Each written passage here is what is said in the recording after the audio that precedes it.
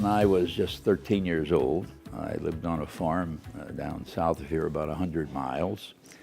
And we used to raise cattle, and some of those cattle we would sell, the steers, to feeders who would come to the farm, buy them, then take them to feedlots and make them into prime steaks and tenderloin.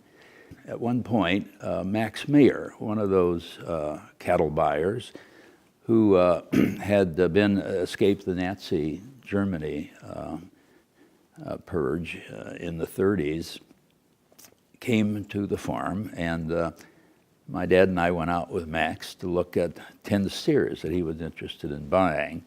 And my dad and I had a system that we used. He would look at me occasionally, and I would, in my mind, multiply what I thought the steers weighed times the hundredweight price that was regularly published in the Post-Dispatch.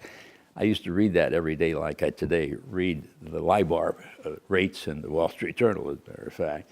So when the bidding between my dad and Max got up to the point where I thought it was a win-win situation, my dad would keep glancing at me and I would give him a nod, and then they would move to a deal.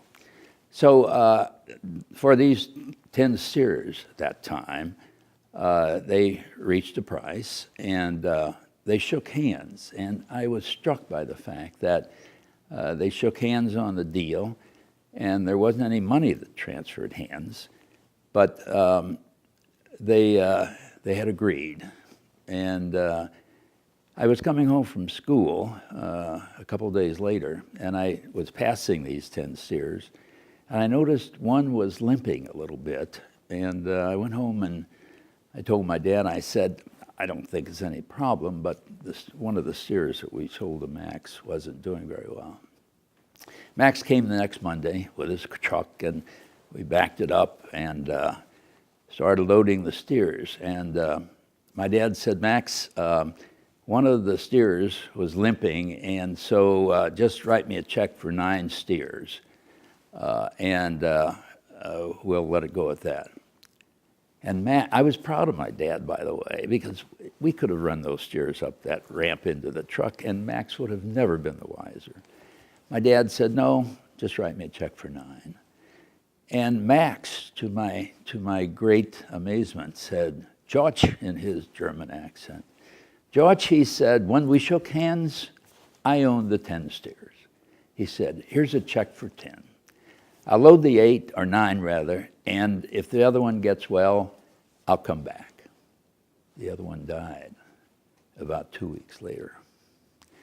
And at that point, I saw the confluence of 2 great value systems, if you will.